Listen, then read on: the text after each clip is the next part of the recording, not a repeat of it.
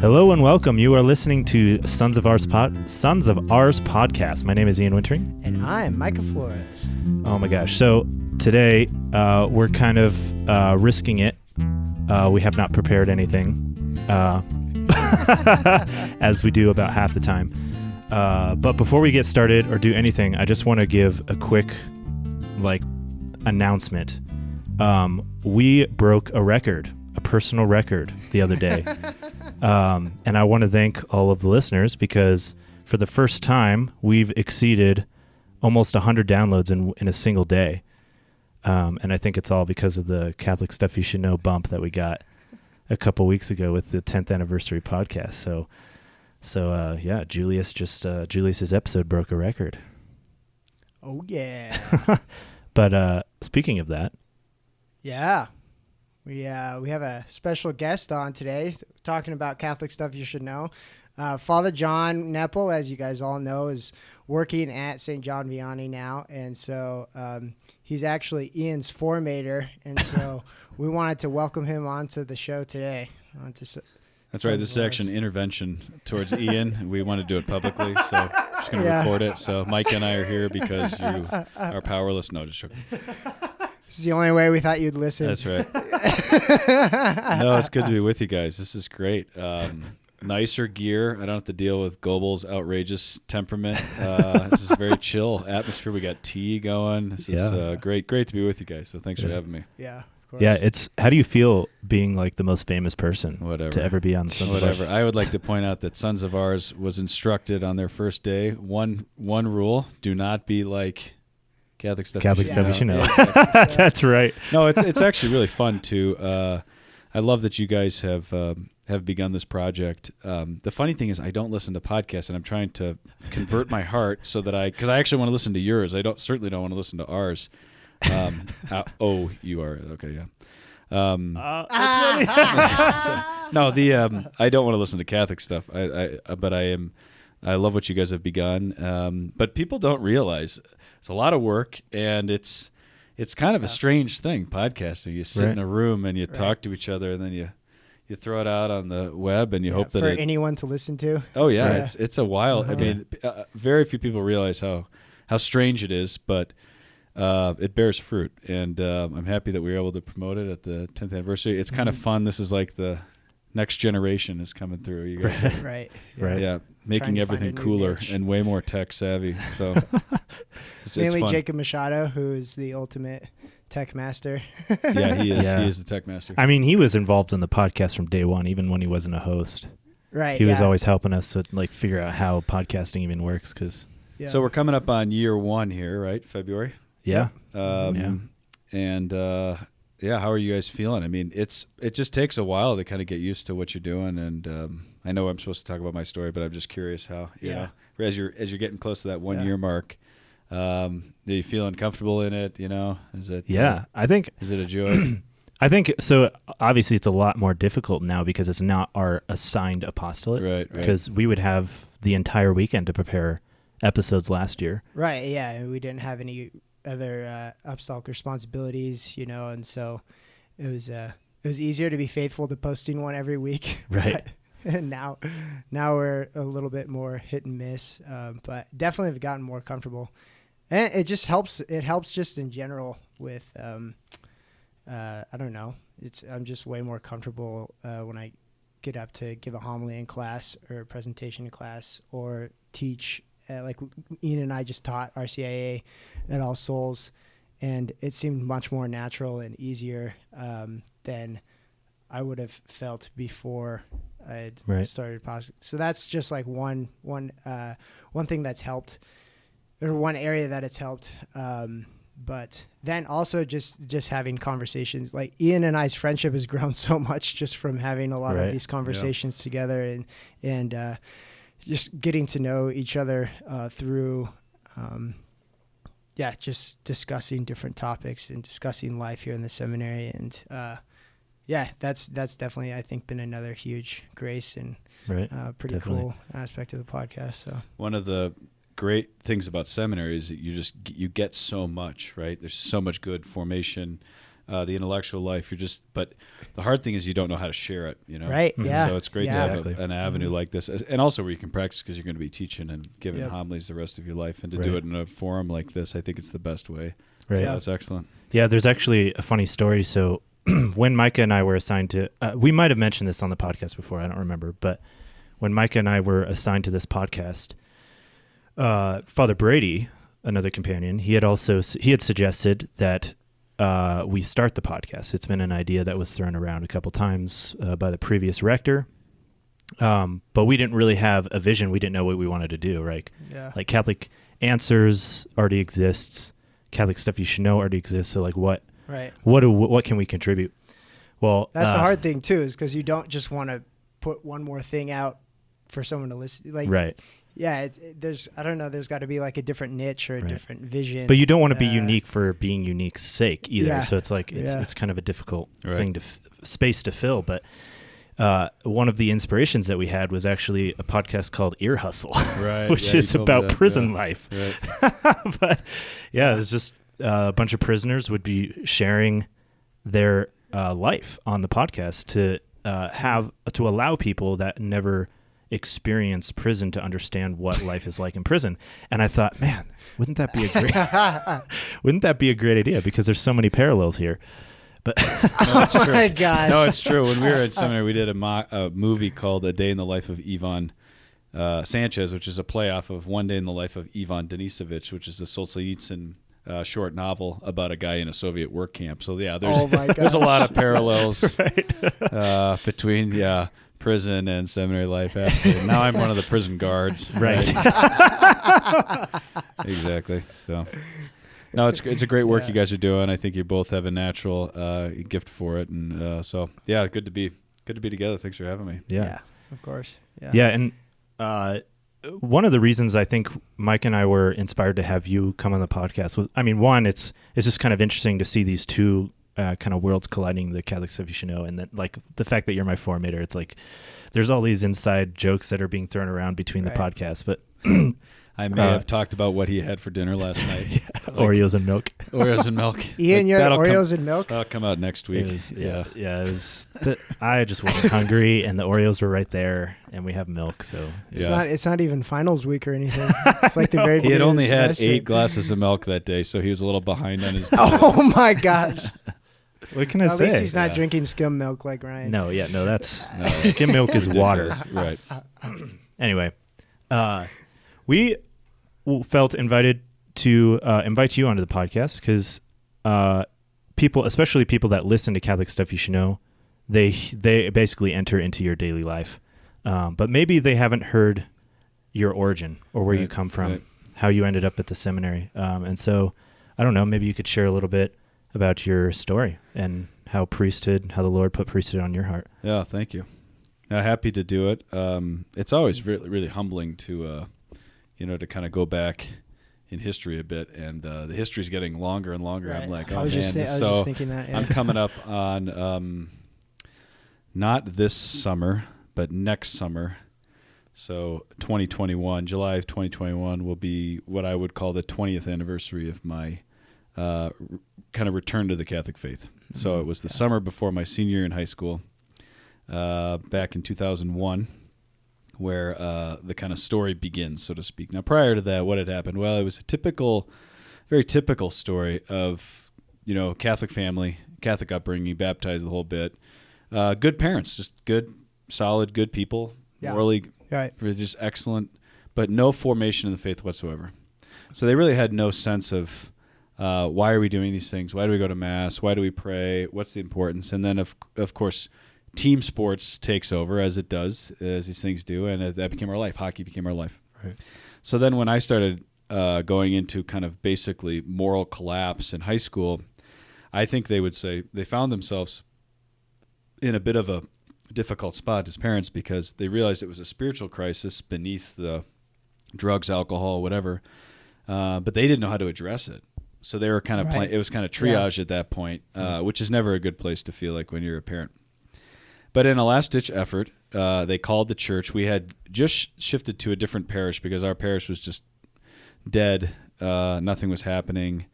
We really didn't have any connections there, and they met this priest named Monsignor Ken Leone, who was just Father Ken at the time. And they loved him, and then there was a great youth minister named Jim Beckman. This is at St. Francis Cabrini in Littleton. And they just called the youth office, and they just said, our son's a disaster. What do we do? And a friend of ours, now a friend, Kelly Veach, just said, I think in a moment of inspiration, you should sign him up for this Steubenville conference in the summer. And they said, he'll never go to that. And they said, well, does he owe you money? And they said, he actually does. He just got in some legal trouble, and and she's like, why don't you just pay him off to go? And they were like, okay. So they did. So they paid me. The number always grows, but I think it was several $100s, $200-$300 that I owed them. And they said, next week it'll be several thousand. Exactly. Yeah. So, but it was a substantial amount of money. And so anyways, I found myself on this retreat, and I hated it. I hated being there. I hated the people. All I could think about was the parties I was missing that weekend. And so I actually showed up stoned to the first part of the retreat, the first night. I mean, that's how kind of bad things were. Yeah. But then I woke up the next morning on Saturday, and for some reason I didn't smoke again. I just kind of started to kind of assimilate it a bit. And there was a small group leader, this poor woman. And again, these people are all friends now. They've been friends for 20 years. But Mary Glenn is her name. She was actually at the podcast party. That's awesome. And she was my small group leader. And I just started going at it, just guns blazing, went after about everything, all the church's ridiculous, backwards teachings, and just thinking I could just intellectually just blow this thing up in the small group, mind you, And she had some fantastic answers, and it kind of threw me back on my heels a bit to say, maybe you don't have this intellectually as worked out as you thought you did, this kind of full-fledged critique. Because ultimately what it wasn't an intellectual position, right? It was a lifestyle that was dictating a worldview, not a worldview. They were trying to justify, Exactly. So, right. So this kind of battle continued with the small group leader, and then I eventually got fed up with it. And I remember going outside and just kind of starting to wonder, I don't know, I was just shook. I was a bit unsettled by the fact that everything I was building my life on, I didn't know if I was actually very happy.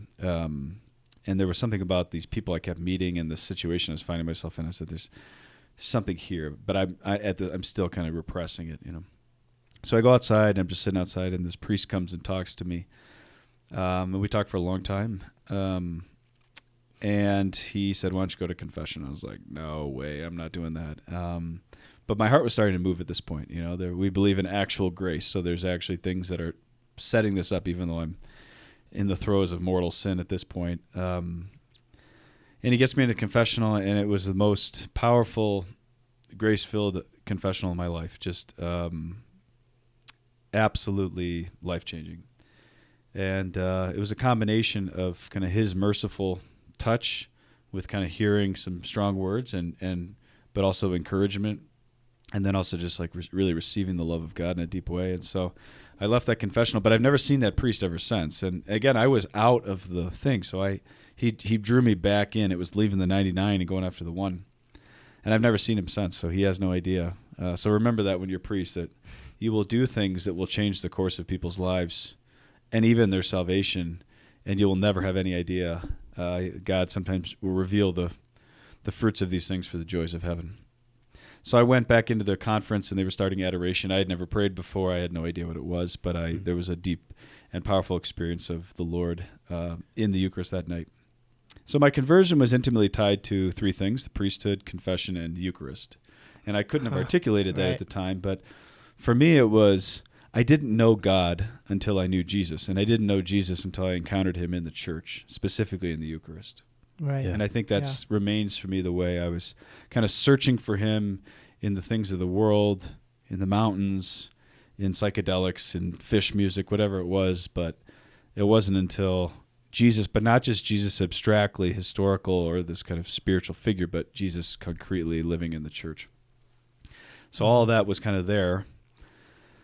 So I left the retreat and the next day and had some big decisions to make, because I was pretty entrenched in a lifestyle with friends. Everything was kind of centered around things that had to change. And but there was a lot of grace there. I was just kind of flowing, and my brother had a similar experience over the weekend. So Was he also paid off, or did no, he wasn't paid off. he just went? He just went. But his was a little slower. His had began in confirmation that year, like in the spring. Okay, cool. So it was kind of, he was already moving.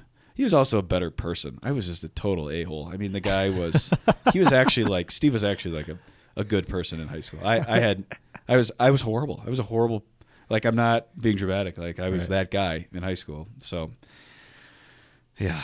So I have to kind of continue to do penance for that. But by the time I got back to high school, things had kind of sorted themselves out, kind of done with the party lifestyle, living this faith. And it really shocked people. Like senior year, it's like, this doesn't happen. People don't have conversions. They certainly don't have conversions in the Catholic faith. This thing is dead. And so I started getting like anonymous letters from Christian kids in the school, or just like, I can't believe this has happened, and but persevere and these things. And Wow. So over that year, my brother and I were completely unformed. We'd go to Barnes & Noble and just pull books off the shelf, which is actually very dangerous to do. There's a lot of terrible books. But we started encountering the saints and kind of learning a bit about theology. And then one day we decided we're going to be saints, right? That's what we're going to do. We figured out like, oh, that's the point of all this. So that's what we need to do. And we didn't care about college or any of this stuff. And my parents were kind of like freaking out, like, okay, what are you doing? But then we decided this is great. They're like, theology. I'm really excited, but at the same time, like, what are you doing? It's a bit much, yeah. Yeah. We were just so zealous, and I mean, it was just a golden time, and we had met a lot of new friends, and just great group of people. That's awesome. You're walking with your brother. Yeah, it was awesome. At the same time. Yeah. So we decided that the only way to be saints is to become priests. So we need to become priests. Now, if you know anything about theology, you know that's terrible theology. It's literally terrible. But the Lord used that. A lot of people have been there. Why they accepted us into seminary, I'm not totally sure. Could you imagine if somebody said that to like your vocation director? They'd be like, no. This is the only way to become a saint. Right, I got to do it. So I'm in. Yeah, that is not good discernment. So we went. So I went to seminary. That was the story, and we were that dumb. And but we ended up in a great place. St. John Vianney College Seminary is on the University of St. Thomas in Minnesota, and we went there for 2 years each, and then we came back here to Denver. My brother started a year after me, and it was a perfect atmosphere for an unformed 18-year-old guy who just a lot of testosterone and zeal and not a lot of brains and not a lot of prayer. So actually, my first spiritual director was just named the Bishop of Sioux Falls, South Dakota, Don DeGrood. Oh, so wow. Yeah, I first came under his care. Amazing. When was he named bishop? A couple weeks ago. Oh wow. I didn't actually about a month ago. I think it was in December. But he's just a wonderful, holy man. But he taught me how to pray, and you start to pray, and then real discernment happens. Under the care of really good people. And so through that time, I started to discern, and then God really kind of clarified the call. It was the opposite for my brother. He very clearly discerned. He didn't. This is actually interesting. He said, "I don't have the grace of celibacy." Like he discerned that, and he wasn't like, "Oh, poor me." It was just like, "Yeah, I'm discerning for this, and I actually don't have it, so I'm going to pursue marriage." Right. It wasn't this like he met a girl and he's like, I don't know about this, but it was actually a really beautiful discernment that he went through, and to be able to walk with him through that was great. He's now married with 2 little girls. But then I was like, no, I need to continue. And then I came back here to Denver and started the spirituality here. This is in the summer of 2004. And it was right before the 30-day silent retreat that I really, there was a moment of deep clarity and peace when I was like, this is... Right before it. This is it. Right before. Wow. I actually made the election 2 weeks before the 30-day. I didn't even know what I was doing. This is kind of the story of my life. But it just happened. Just happened. Just grace. And so I would say that if there's guys thinking about priesthood, you might not have the right motives to go. God can work with that, He always works with generosity and our foolish zeal. And also, if you're in seminary, it might take a couple of years to kind of really discern, and that's okay. I think we have a good culture of that here where guys, the guys can finish their discernment and then can pursue life. So I just think being generous with the Lord and going, he never would have got me later on if I would have gone to Steubenville or something like that. I would have been roped into some Right, relationship yeah. and not even thought about this. And so he grabbed me quick and but put me in the right place and helped me form. And so after 7 years here, I was ordained in 2011, ordained a priest, and I've been a priest for 8.5 years. So 2 years Praise in Boulder, God. where this Yeah. kid, Micah Flores, showed up. What, you showed up in 12? Yeah, 2012. Yeah, he had this awesome pack of a couple of dudes, you and Michael and Austin and Connor. Smith, Yeah, they were just these like great guys from Regis. And they you guys brought a lot of life to the work. And then I left after 2 years, did 2 years at a Hispanic, huge multi-ethnic parish in Aurora, which was, I thought going to be my worst nightmare. Ended up being amazing. And then I was asked to go to Rome for 4 years to get a doctorate in theology. Now I'm here. Been here for 6 months. Yeah. Wow. On my knees for Ian Wintering's conversion every day. Day and night. No, Oh my it's gosh. great. Calluses and everything That's on the right. knees. That's right. So it's been great. I really love being in the seminary. I just think that teaching, especially for me, I just spent all these years researching, and it was one of these things. Like I knew I was like, you're gonna love teaching. You just got to get through these years of research and write this doctorate. So got it done. My buddy Steve Saya, I'll tell him to listen to this, but I kept saying, I got to get the doctorate. And he thought I was saying, got to get the dog wet. And so it became this running joke of like, you got to get the dog wet. And then finally he's like, why are you saying, he's like, I like it. That's cool. So we'd be like biking and he's like, got to get the dog wet. And I'd be like, you're so weird. But he's like, why? And I was like, I wasn't saying that. I was saying, you got to get the doctorate. So you got to get the dog wet to teach in the seminary. So there you go. Gotta get the dog wet. Oh my gosh. Oh my gosh. Yeah. So yeah, that's the basic story. And again, we're coming up on 20 years since that all went down, that day, yeah. which is amazing. It's interesting. So, we've had several guys come onto the podcast and share their story, and something that I've seen as a common theme in almost every single one of them is there's a life-changing moment that happens before the Eucharist. Yeah. It's always like before adoration or before Mass or a retreat. And it's just incredible how that works, right? Mm-hmm. How the Lord providentially, like if you listen to one of our first podcasts with Jimmy, same kind of a thing. Like his mom just forced him to go on a retreat. Yeah. Yep. He tried to run away the first night. But the Lord did something in adoration to really like change his heart, Yeah, I mean, as soon as we start to, we kind of have that moment where we realize that God isn't this far off deity kind of dwelling above us, just kind of like poking little things and you know what I mean? Just like this, the image of the watchmaker or whatever, who just kind of like sets things in motion and then just kind of rearranges everything. But that God actually became man, and we can touch him, we taste him, and you know what I mean? Like, that he's coming to speak to us in human terms, and not just kind of like in this spiritualistic way that we kind of have to figure out on our own and try to get to somehow. But that he has sought us out, and I think that happens most especially in the Eucharist for people. And there's something, it's so weird for people who are not Catholic, but it's such a place of just consolation and peace for us. I mean, every morning we're getting up and doing our holy hours together. Ian and I are notoriously bad when we pray morning prayer together.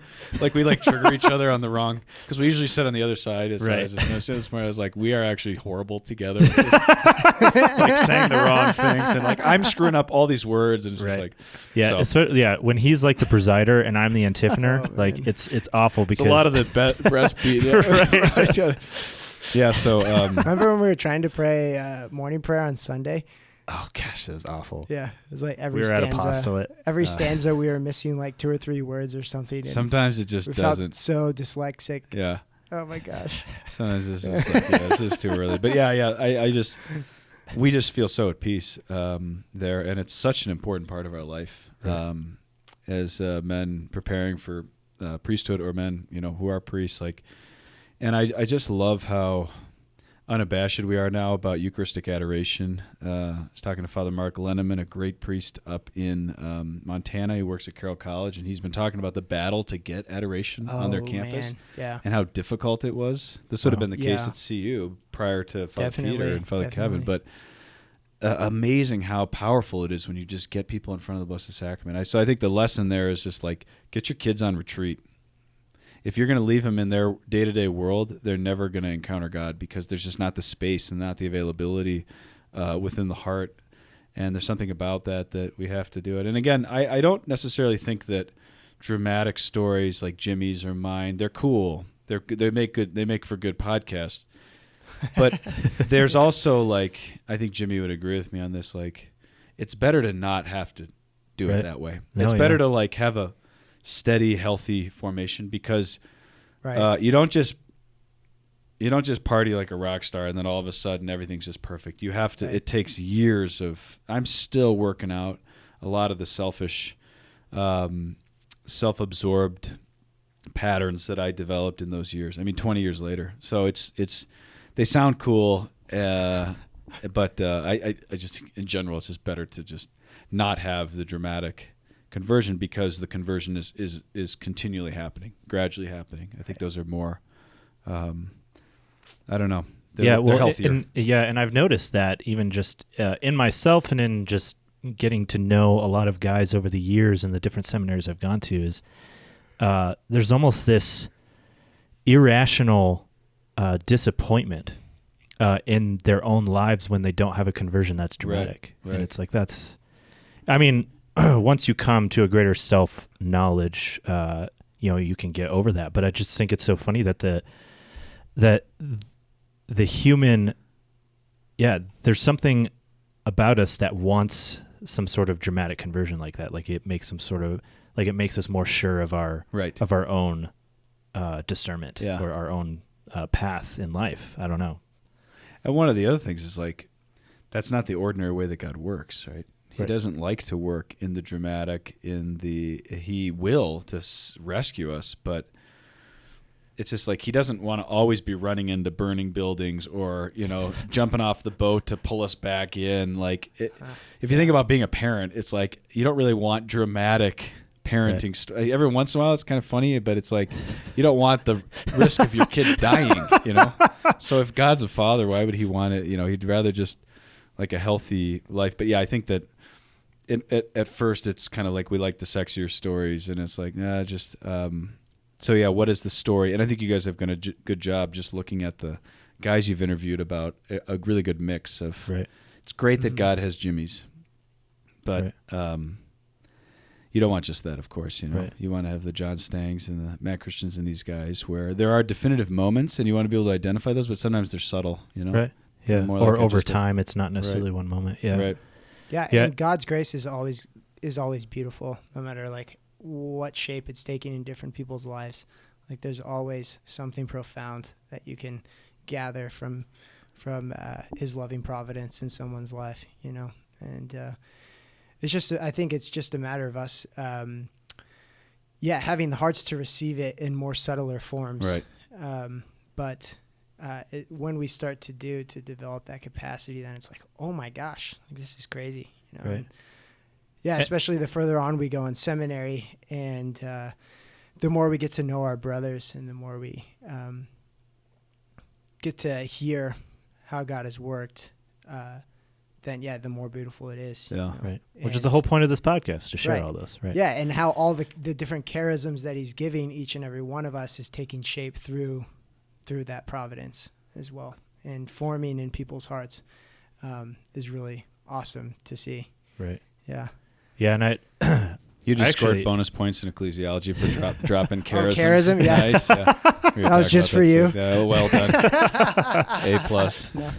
But I love the analogy that you just made with the family, with the with the dad.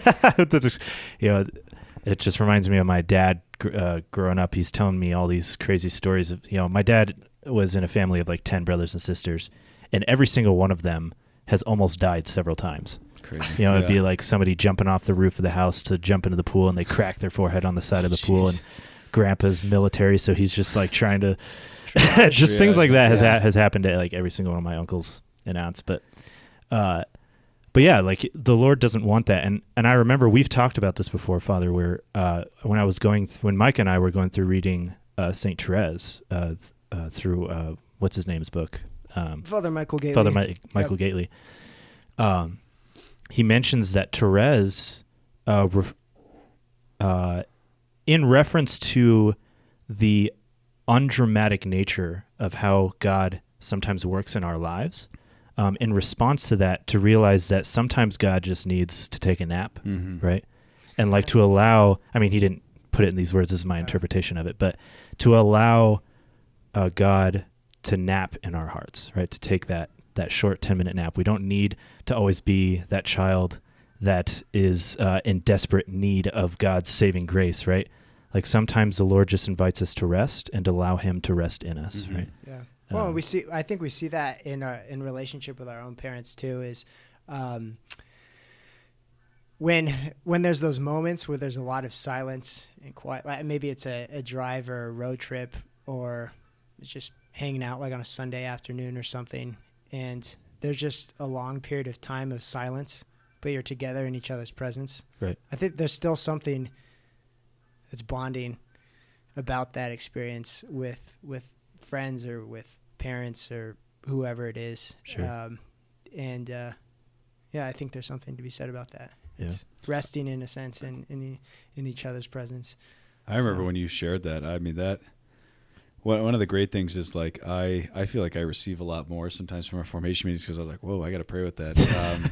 Just because we think when God is silent or perceivably absent that we're doing something wrong. Right. Yeah. That we're not performing, we're not technically doing stuff right. So that kind of Theresian childlikeness of like, no, God is just abiding, he's dwelling, but in even in a deeper way. But you can see how if your first experience of the Trinity is emotional and intense profound and it's active and consoling, you can see how it would take a real deepening. And I fortunately had the right people in my life, the right priests and youth minister to help kind of navigate that, because I know a number of people who had massive experiences that conference and then they just fell away, because that becomes that becomes the criteria for the experience of God, and that's not the case. Right. That's actually the deeper work happens in the silence and the rest, just like you're saying, that the sign of a loving, mature relationship is actually they can sit in silence, because they don't believe silence is an absence. They believe silence is a presence. Yeah. That it expresses something deeper. That this bond of love, whether it's in a marriage or in the Christian life, it's almost better expressed in silence than it is in words, because words can't actually capture it, right? Mm-hmm. And I think that's where God is leading us, and it's a bit of a tricky reorienting that after a very intense, powerful conversion like that. It's great thinking about it coming out of the Christmas season too. So if we spend time with Jesus in the manger. We think about it, he's not saying anything the whole time, really, maybe crying or, but just having that image like in prayer, it's always, whenever it comes time for Christmas, or we're praying through a lot of the readings, that's always the first thing that kind of annoys me right off the bat, is like, I don't want to go sit in front of the manger. I'm not going to be able to really talk to Jesus, but still being there, there's so much that we're going to learn, and obviously Mary and Joseph probably around too, but still it's just like, it's tough at the same time. And it takes like a lot of patience, to be in silence. To grow in that maturity of a relationship. I think takes moments of, being uncomfortable in the silence. Absolutely. So, yeah, and kind of like what you had mentioned before too, like with young guys that are discerning, to not wait for that dramatic moment, because I know several guys back home that probably have a vocation to the priesthood, but they've been waiting, for 5 or 6 years for God to do something. And it's like, well, maybe God's waiting for you. Yeah. Because there's almost a culture that expects or that demands that sort of dramatic experience of God. Yeah, absolutely. Yeah, and that's just a fear-based. We don't want to act because we're afraid, and at a certain point, it's always a leap, right? It's always a leap with Christ, with the vocation, with everything. But yeah, in a particular way, we really have to challenge, I think, this young generation, because they're more and more crippled by fear of like, well, what if this is wrong? It's like, no, just go for it. Yeah. I mean, it was just absolute rashness to go to seminary, and they somehow accepted us. And somebody recommended me. I mean, I didn't know anything, and but all of us had a leap at some point, and but then the Lord, He clarifies it, and He leads you to deep places and to restful waters, and He always provides. And I think we just have to kind of learn to trust again that grace is always working, and He's always leading us. So yeah, no, that's definitely true. Getting caught up in all the what ifs, and yeah. So it's I've been coming back to Chesterton's phrase, like, if it's worth doing, it's worth doing badly. Yeah, right. That's a great phrase. And that kind of fits there, I guess, in a certain respect. But it's like, it's worth doing something and failing and having to go somewhere else. Like, right. God is always going to work through that yes to Him, because it's like, whether it ends up being your vocation or not, it's still a yes to Him, right. And it's still acting out of a desire to do His will in some way, Right. And so God is going to bear fruit from that yes from us. Yeah, you don't have to have it all figured out before you answer God. Right. He'll help you along the way. Mm-hmm. Yeah, no doubt about that. Awesome. So we have to ask, like, what's it being back in seminary now that you've been a priest for a number of years? And so weird. Yeah. Sitting up, especially in the same seminary. Yeah. Like, sometimes guys will come back and they'll end up in different seminaries. Like, right. most of our I guess a lot of our formators are formed here by this point. Well, yeah, but like the oblates and stuff like that, like none of them came to this seminary, mm-hmm. right? Mm-hmm. Yeah. It's wild, man. It's a wild experience. I still am like, feel like I'm faking it when I get dressed up and then go in the chasuble and I sit in the priest section. I'm like, is this real? Is this real life? But it's such a beautiful place to be. I just think that we've got a really healthy seminary. We've got a lot of great people. We've got a really good rector. And I just think the spirit with the guys is really good. And so I love being here. You always miss the parish, Your heart is always kind of drawn to that, but I feel so personally convicted of the mission to be here and to just invest my life in you guys and to do what I can to help you, praise God, theologically and humanly, and just to share life together. That's very, very convicting, and I think I'm going to be here for a long time unless they fire me. But you always miss the parish, but I help out at parishes, and you have friends and. You always stay connected, but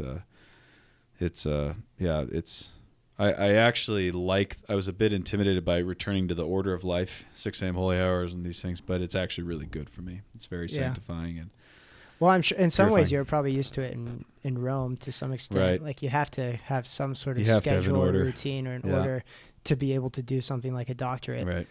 Yeah, there has to be quite a bit of discipline because of how much work it requires. Right. But, yeah. But I guess it's the seminary setting it in. Yeah. Well, it's bringing out the German in Father John. What's that mean? Like the other day we had Father John suggested to change just a small little thing in Holy Hour. That way we end at 7 on the dot, because we were ending at like 7:03, and he's like, "This is bugging the heck out of me. We got to change." 7 o'clock. And actually, the first day, Ian goes, "It's 7 o'clock on the dot." on the dot. Like we finished singing the hymn after closing the tabernacle, like, and the there we bells go. of the church rang at 7. It was like perfect. Yeah, these poor guys had to deal with my neurotic German. So, oh my gosh. Ian's like, how did you know that small change was going to end us I know. right He's at calculated 7 o'clock? in his head. Everything's calculated. I know. Yeah, that's it. So I always drive Trevor crazy because he's pretty German too. oh yeah, and Micah is definitely I'm like the not opposite. German. definitely not. Here's the German spectrum, and Right, I'm like way you're the over opposite. Yeah, on the other side. that's good. I lived there. It's called Italy, and Yeah, I thought I felt actually really is. consoled going to Mexico because Oh, I it's the bet. same thing. I was like, this is my people. oh, like I'm actually pretty good. yeah. You know, like I do. Yeah, you should share the story Like of that the structure when you and- wthe on the plane.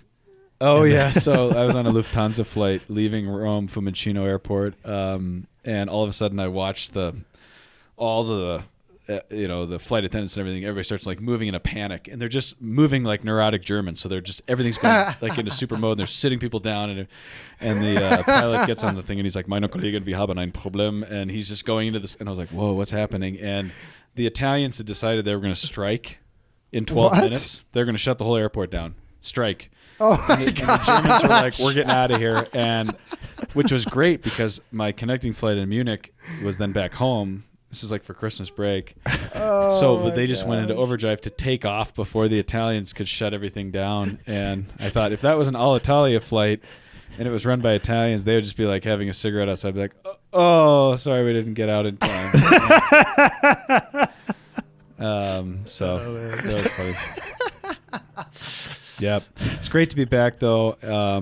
Great to be with you guys. And, thanks for your work with this podcast. And I'm going to continue to promote it. Yeah, Not this one, but the other episodes. And you guys, you're doing good work. And it's so important for people. They love seminarians. They want to support us.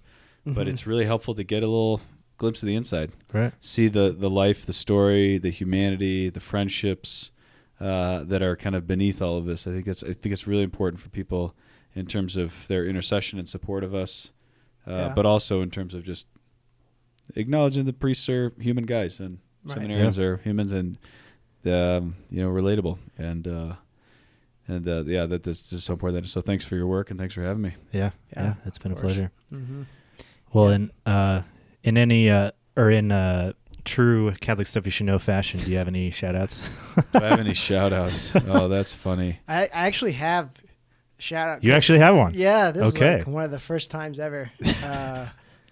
But let's see if I can find it. Well, I probably This will should be shout the out next time. my old friend, Father Nathan Goebel, who I only podcast with exclusively, but I would never compliment him publicly when he's present, so I better do it now. But he's been a great friend, and he's one of these, friends of a lifetime kind of thing that Aristotle talks about, true friendship, and so he's been my comrade in arms for many years on the podcast, and I just thank him for that. So, and it all began here in these rooms, in this seminary, So you guys will be doing this hopefully long into your priestly lives and sharing this together. So Yeah, that'd be awesome.